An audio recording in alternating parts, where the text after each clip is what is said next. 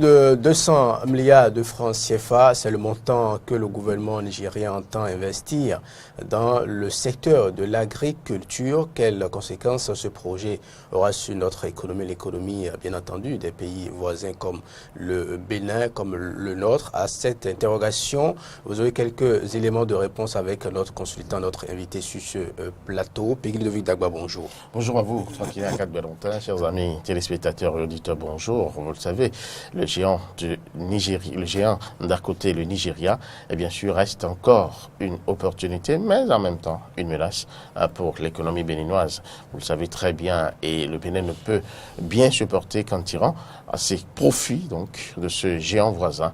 En tout cas, avec cet investissement que ça prête à faire dans l'agriculture, le Nigeria, le Bénin, qui pensait pouvoir obtenir son salut à travers l'exportation des produits agricoles vers ce pays, a des questions à se poser. Et c'est justement de ces questions qu'il s'agira sur ce plateau avec Wilfried Monod. Il est journaliste, spécialiste des questions économiques. Avec lui, nous allons discuter un peu des questions autour, les facteurs qui devraient pouvoir favoriser l'économie béninoise qui va donc tirer profit.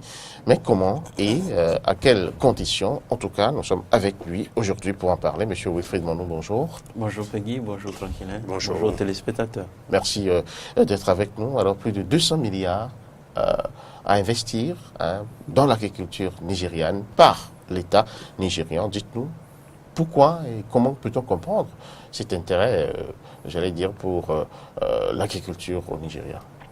Vous savez, le Nigeria a pris conscience qu'il ne peut plus maintenir cette position de première économie africaine qu'il a aujourd'hui s'il ne diversifie pas ses ressources, ses activités. Vous savez que la première ressource du Nigeria, c'est le pétrole. Et avec la crise des chutes des coûts des produits pétroliers, des matières premières en général, le Nigeria a eu suffisamment de difficultés et est passé par une période de récession et est en train d'y sortir aujourd'hui. Et donc, pour mieux sortir de cette situation, le Nigeria compte investir suffisamment dans le secteur agricole, près de 334 millions de dollars au titre de l'année 2018. Ça a été présenté ce budget a été présenté par le président nigérien lui-même, et qui a essentiellement pour objectif de relever les défis des chaînes de valeur dans le secteur agricole. Et ça passera surtout par l'investissement dans l'amélioration des infrastructures, surtout au niveau des irrigations dans la zone de Ada, dans les États de Enugu et Gari dans l'État de Jigawa. Donc c'est des zones qui sont réputées, les terres, on va dire, assez riches, fertiles pour pouvoir réussir sur le plan agricole. C'est des zones qui sont irriguées, mais faute d'infrastructures, le potentiel de ces zones n'est pas utilisé à bon escient. Et donc aujourd'hui, le gouvernement fait l'option d'investir énormément dans le secteur de l'agriculture, en mettant surtout l'accent sur les infrastructures. Parce que sans infrastructures, vous ne pouvez pas améliorer la productivité, les rendements de vos terres, et ni la performance en termes de transformation de produits. Parce que n'oubliez pas que le Nigeria a beaucoup de structures de transformation de petites industries, et donc leur gros problème, le problème auquel ces entreprises sont généralement confrontées, c'est l'approvisionnement en matières premières. Vous vous rappelez, il y a quelques mois sur ce même plateau, peut-être pas dans les mêmes conditions, on dénonçait l'abandon des ingénieurs formés par l'État béninois qui ont été recrutés il y a quelques mois par l'État nigérian. Et ils sont allés au Togo, ils en ont recruté, ils sont allés au Niger, ils en ont recruté, ils sont allés à Côte d'Ivoire, ils en ont recruté, des milliers de personnes très bien payées. Et donc c'est sûrement la suite logique de ce projet-là qui est ce montant annoncé par le chef de l'État nigérien. Donc rien n'a été fait au hasard. C'est un projet bien pensé et les étapes se suivent normalement. Naturellement, aujourd'hui, l'Afrique a beaucoup à gagner en investissant énormément dans l'agriculture et en produisant ce qu'elle consomme et en consommant ce qu'elle produit. Et le Nigeria a donc compris. Et d'ailleurs, c'est dans cette même logique que le Nigeria a interdit au Bénin d'importer un certain nombre de produits tels que les volailles, les abats de viande, le riz et les huiles végétales. Donc, pour permettre à l'industrie locale de pouvoir satisfaire la demande. C'est dans cette même logique que la politique monétaire a été d'évaluer le Naira afin d'affaiblir le pouvoir d'achat des Nigériens face aux produits importés et d'améliorer ce pouvoir d'achat face aux produits locaux, et ce qui a donné de bons résultats. La preuve, c'est que le Nigeria est en train de sortir aujourd'hui de la récession et les perspectives ne sont pas trop reluisantes, mais on espère quand même qu'à fin 2017, le Nigeria sera au moins à 1% de croissance. Et avec ce recrutement de main-d'œuvre étrangère, des ingénieurs venus de l'Afrique de l'Ouest, des pays et qui baignent dans le même climat, qui ont pratiquement les mêmes caractéristiques au plan géologique que le Nigeria, quelle pourrait être l'action ou la plus-value de cette action-là? Non, la plus-value tout de suite, c'est que il y aura une amélioration de la productivité, il y aura une amélioration des rendements, d'accord? Et donc, le Nigeria, forcément, n'aura plus besoin d'importer les produits de base en termes d'aliments pour s'autosuffire sur le plan alimentaire. Et donc, les produits béninois souffriront certainement à ne plus avoir ce débouché que nous caressons tous souvent quand on parle du Nigeria. Le Nigeria a un gros débouché pour le Bénin, mais en ça, le Nigeria deviendra une menace pour le Bénin. Et comment expliquer justement ce qui nous arrive là, c'est-à-dire que nous formons nous-mêmes des ingénieurs, des gens pour faire le travail, on les abandonne, et finalement c'est d'autres États qui les récupèrent. Non, vous savez, lorsque les valeurs ne sont pas exploitées là où elles sont produites, et ceux qui reconnaissent ces valeurs ne peuvent que les exploiter à bon escient. C'est ce que le Nigeria a fait, et aller chercher la main-d'œuvre, les ressources qu'elle n'a pas sur place, afin de les optimiser pour lui permettre de mieux travailler ses potentiels agricoles. Et quelle sera alors la conséquence sur nos économies? La conséquence, d'abord pour... j'allais dire dans un premier temps que ça n'aura pas trop de conséquences sur le Bénin, dans la mesure où toute la CEDEAO, tous les autres pays de la CEDEAO échangent à peine 2,6% en termes de... Quand je me retrouve au Nigeria, en termes d'importation vers le Nigeria, d'accord. Et donc, il se fait que le Bénin, malheureusement, le Nigeria ne se trouve pas en bonne position. Quand on dit que le Bénin échange énormément avec le Nigeria, ce n'est pas la réalité. Le Bénin... Quel est le taux? Le taux est si ridicule que autour de 8%, pendant qu'on est 8%? À 8% du PIB. Pourtant, nous avons des frontières. Alors que nous avons plus de 1000 km nous avons près de frontières avec le Nigeria. Nous avons exporté vers le Gabon en 2014 plus de 23 milliards et nous sommes à peine à 8 milliards avec le Nigeria. Et le Niger aussi, qui s'est intéressé énormément aux produits cimentiers du Bénin. Mais il faut reconnaître que ces chiffres ne retracent pas forcément la réalité, parce que les échanges avec le Niger sont beaucoup plus dans l'informel, surtout en matière de produits agricoles. Il y a très peu de traçabilité. C'est ça qui fait que ces chiffres-là vous dressent les cheveux sur la tête. Mais qu'est-ce qui explique cette faiblesse au plan officiel? Est-ce que c'est l'informel qui dicte sa loi, ou bien, franchement, le Bénin peine à aller vers le Nigeria en matière d'exportation? Non, le Bénin et le Nigeria ont intérêt à ce que ces échanges soient formalisés et que les acteurs qui travaillent dans l'informel puissent donner les chiffres au formel pour pouvoir faire ressortir l'importance de cette relation entre le Nigeria et le Bénin. Vous savez que tous les jours, lorsque vous postez au niveau de Semeklake, le nombre de bâchés remplis d'ananas qui rentrent dans le Nigeria, c'est pas comptabilisé. C'est pas comptabilisé. Wow. Donc, ça fait que... pourtant, il dédouane. Ça fait partie de l'informel, c'est ça? Ça fait partie de l'informel. Ce n'est pas tout qui est dédouané. Je ne veux pas dire ici... Et puisque ces bâchers-là passent officiellement les frontières. Les bâchers ne passent pas les frontières. Hein. Ça veut dire les bâchers déversent à la frontière leur contenu et ces contenus s'évaporisent dans la nature et rentrent dans le Nigeria. Wow.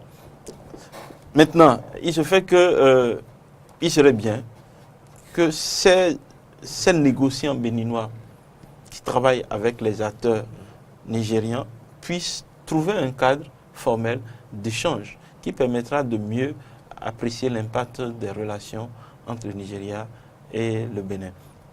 Mais cela dit, ça appelle quand même aussi à ce que le Bénin puisse se donner vraiment les moyens pour aujourd'hui opérationnaliser le plan stratégique du développement du secteur agricole et le plan d'action d'investissement dans le secteur agricole pour l'autosuffisance alimentaire.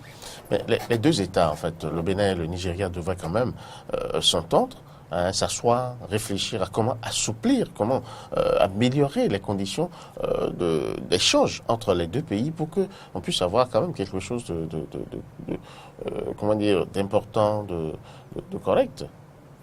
Oui, d'ailleurs, c'est ça qui a été la préoccupation du président Obasanjo, qui a voulu en 2003 que les Béninois puissent produire et toute la production béninoise serait systématiquement rachetée par le Nigeria.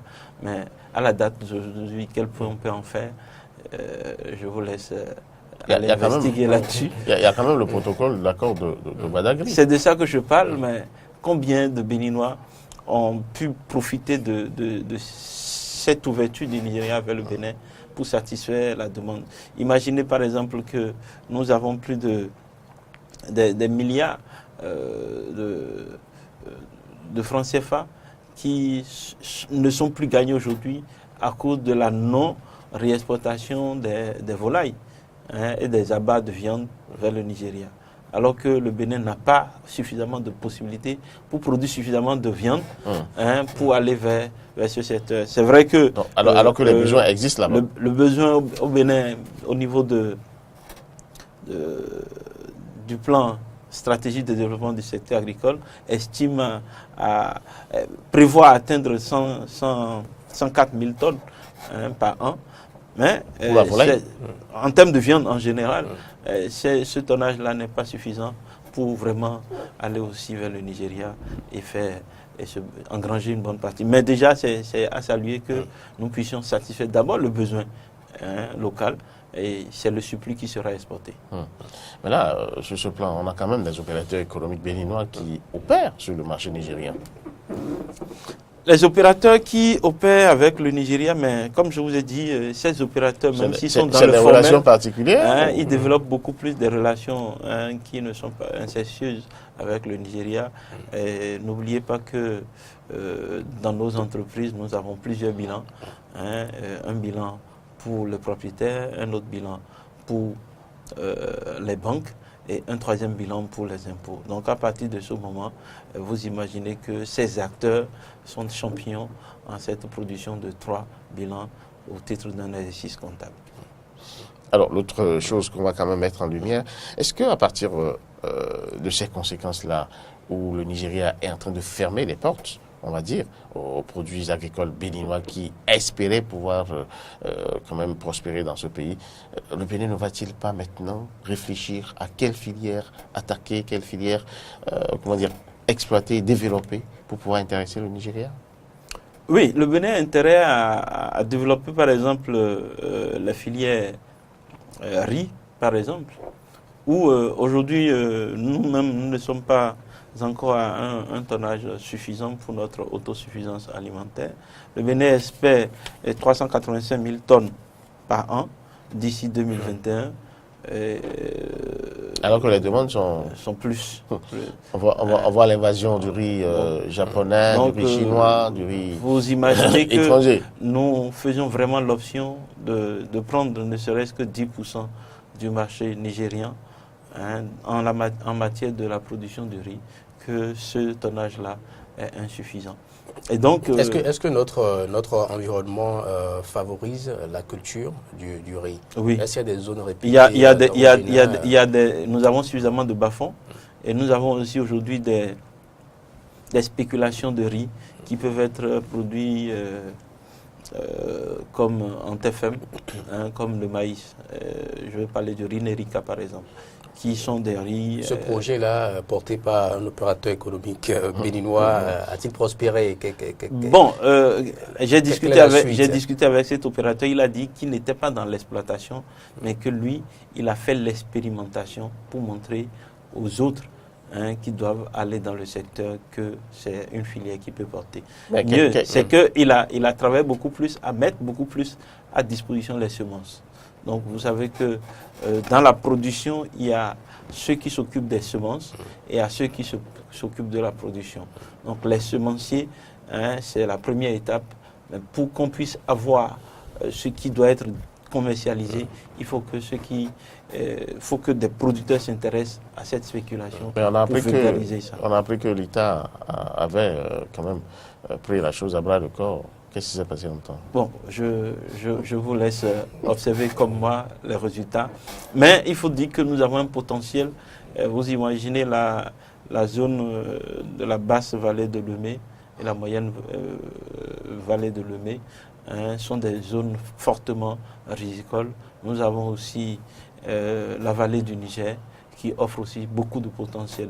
Et donc aujourd'hui, d'ailleurs, après-demain, il y a une fois sur la qualité du riz pour voir quand même quels sont les riz de qualité qui sont produits au Bénin. Et il faudrait aller découvrir ces riz-là. Moi, je peux vous garantir, les riz béninois sont assez compétitifs et de très bonne qualité. Mieux, ces riz ne sont pas des riz périmés, ce n'est pas des riz stockés pour des années, pour faire face à des pénuries en cas de crise. Mais c'est des riz tout de suite frais et qui contiennent suffisamment de vitamines et de nutriments. Et il faut que les Béninois consomment ce riz-là chaque jour. Malheureusement, ce riz-là, justement, n'est pas disponible à des endroits. Il est disponible. Quand on sort, disponible. On va au supermarché, il est disponible. C'est les riz importés qu'on... Non, il est disponible. Mais vous savez que nous avons... C'est les riz parfumés. Non, nous avons ce frein psychologique qui nous empêche d'avoir ce qui est bon chez nous. Les riz parfumés, nous avons une variété parfumée qui existe chez nous. Vous prenez par exemple... L'emballage, est-ce que l'emballage est attrayant? Je ne veux pas faire de publicité, mais je vous dis par exemple, déjà ça. Vous avez le riz Matepo qui est suffisamment présent dans beaucoup de points de vente, tout au moins à Porto-Novo, à Cotonou et à Calavi, c'est assez présent. Vous avez du riz Nati qui est aussi présent dans le nord. Et tous ces riz-là sont quand même de riz de bonne qualité. Et c'est des riz béninois. Des riz béninois et propres qui ne vous prennent pas, qui ne sont pas difficiles à cuire. Donc j'invite à ce que les Béninois consomment ces riz-là. Et d'ailleurs, ce n'est que lorsque nous-mêmes nous allons consommer ces riz que les producteurs vont avoir la force et le courage de produire plus pour que l'excédent puisse être exporté vers le Nigeria, ce marché que nous convoitons tous. Est-ce que la production à l'étape actuelle peut couvrir les besoins, ne serait-ce que sur le plan national? Non, c'est ça que je déplorais tout à l'heure, que les prévisions ne permettront même pas de couvrir le besoin au plan national, afin de dégager une marge suffisante pour aller chercher des devises à l'extérieur, surtout vis-à-vis du Nigeria. C'est l'une des filières que le gouvernement a choisi de développer. Comment on ne comprend pas qu'on en soit encore là? Le gouvernement devait apporter les moyens qu'il faut. Oui, et c'est pourquoi je disais tout à l'heure que vivement que nous puissions nous ne puissions plus assister à ce que nous avons vu avec le plan de relance du secteur agricole, et que puisque désormais nous avons un plan de stratégie de développement, que dans ce secteur, les actions aillent très vite et qu'on n'attende pas 2021 pour dire mais on aurait pu mieux faire. La question est là. Parlons maintenant du manioc, un autre produit qui pourrait fortement intéresser le Nigeria. Moi, j'ai fait une petite enquête, j'ai fouillé un peu. Je me suis rendu compte, tranquillement, que le frère nigérien adore le gari, le bas national, qui est un plat, dont il raffole. Alors, la production du manioc devrait pouvoir quand même les intéresser. Oui, mieux, ce n'est pas seulement le manioc, c'est tout toutes les spéculations de tubercules qui peuvent intéresser le Nigeria. Et précisément le manioc, vous imaginez que dans notre pays, on a eu un projet tubercule et qui n'a pas porté... Un milliard pour le manioc. Voilà, les fruits n'ont pas tenu la promesse des fleurs. Et malheureusement, c'est toujours beaucoup de cacates ont été achetés. C'est ce que nous déplorons. Les tracteurs ont été achetés et constituent du terreau pour l'herbe aille vraiment au secteur pour qu'on puisse transformer ces secteurs-là. Aujourd'hui, le gros problème auquel les producteurs sont confrontés, c'est le problème de productivité, de rendement à l'hectare.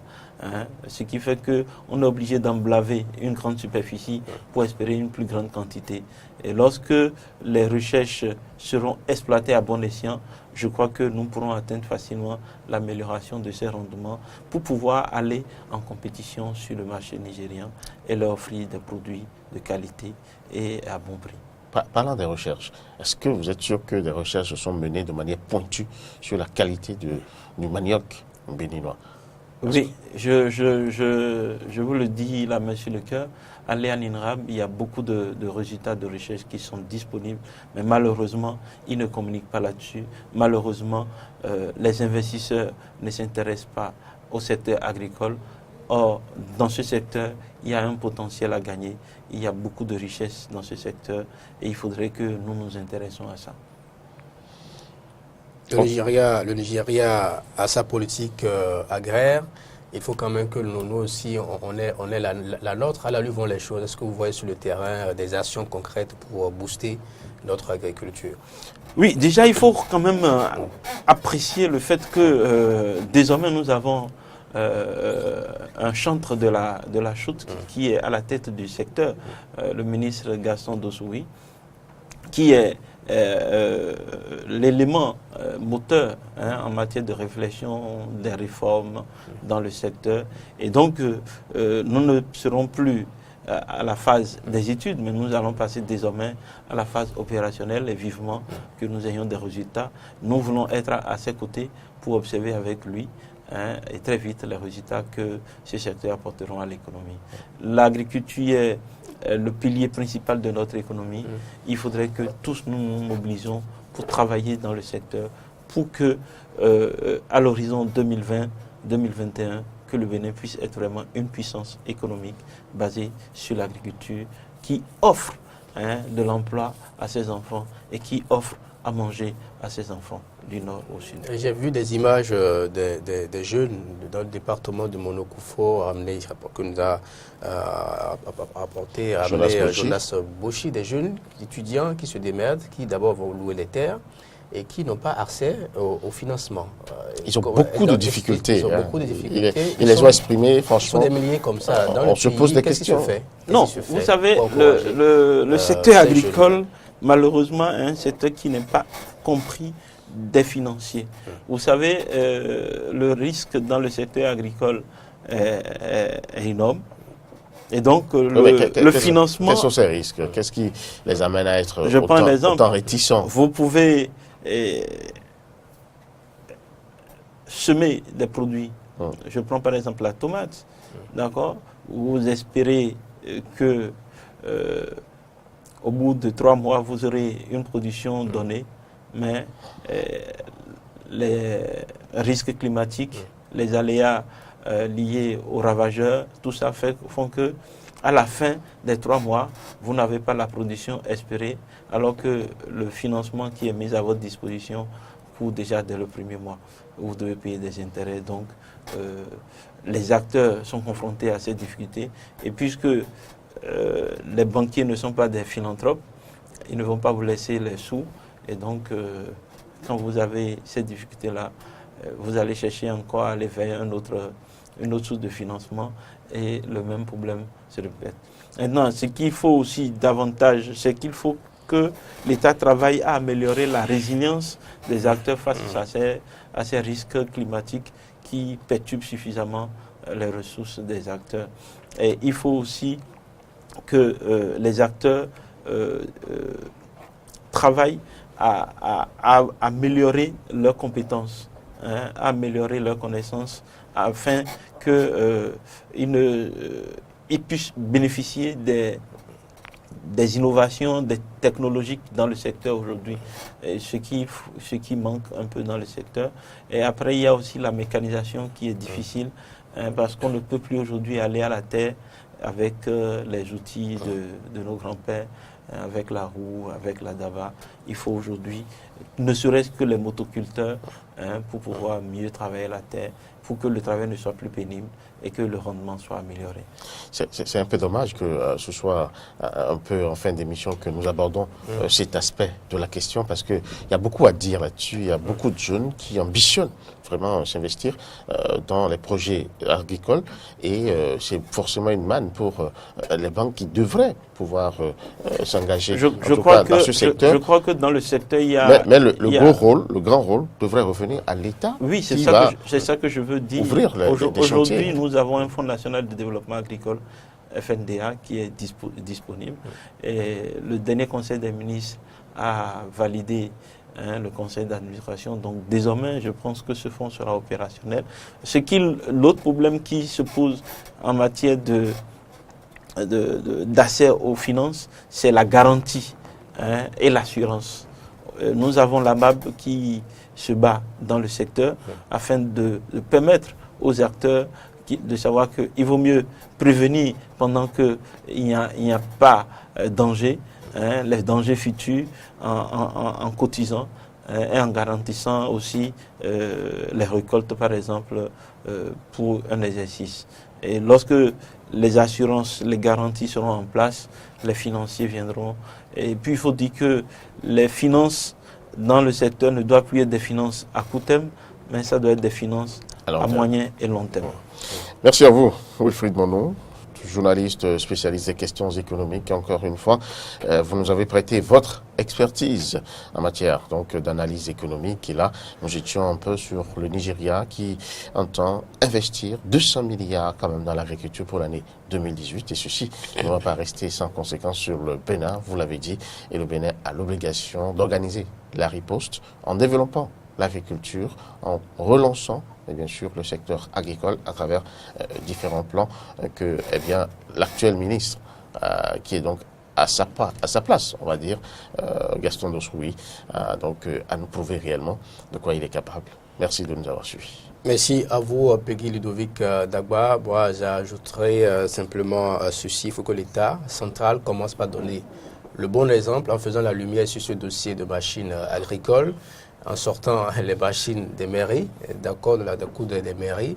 Et en tout cas, la lumière sur ce dossier, elle est très importante. C'est la seule façon, pour moi, de montrer le bon exemple. Sans relancer le débat, moi, je ne suis pas contre qu'on ressorte ces dossiers, mais je pense beaucoup plus que l'État doit faire l'option d'autoriser 2 à 3 maximum de motoculteurs ou de tracteurs ou de machines agricoles, afin que les ressources humaines adaptées pour leur maintenance soient aussi formées par ceux qui vont faire exploiter ces marques-là. Sinon que nous avons Béné Tracteur, comment dire, à Ouida. Je ne voudrais pas aller. Quel tracteur, je ne voudrais pas aller sur cette... un domaine clôturé. Ça va être clôturé, c'est tout. Clôturé, mais on va des bâtiments aussi. Ça va être dans les dossiers qu'on va ressusciter, tel que Tranquillin le souhaite. Mais moi, ce que je demande, il ne faut pas qu'on regarde trop dans le rétroviseur. Il faut qu'on avance. Pour avancer aujourd'hui, on a besoin des machines. L'État autorise ou donne l'agrément à 2 ou 3 marques qui vont avoir le marché national, avoir les ressources humaines pour la maintenance, parce que c'est ce qui manque le plus. Lorsque les gens prennent les tracteurs et ils commencent par les utiliser, ça tombe en panne, on n'a pas les ressources de maintenanciers. Et c'est ça qui a fait aujourd'hui que toutes les machines qui ont été déposées au niveau des mairies sont déjà des terrains où poussent de grandes herbes. Nous allons y revenir, c'est un gros point on reviendra qu'il faudra aborder. Ce dossier. En nouvelle diffusion, retrouvez Fait Croiser sur Radio Diaspora, Diaspora FM à 14h, Sud Télévision à 13h30.